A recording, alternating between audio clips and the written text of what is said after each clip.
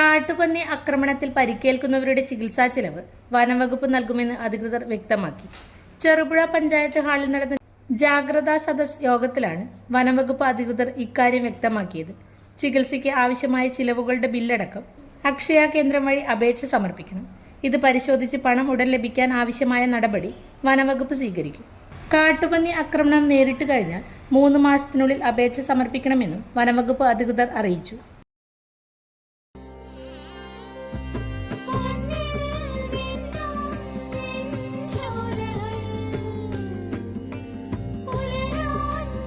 ഇതെനിക്ക് തരുവോ?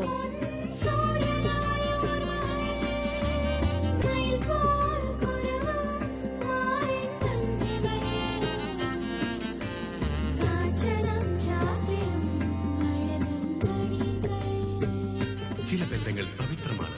കണ്ണും നിറയും മനസ്സും നിറയും. സ്വന്തം ജോസ്കോ ജ്വല്ലേഴ്സ്. ഇനി സംശുദ്ധമായ സ്വർണം ചെറുപുഴയിൽ.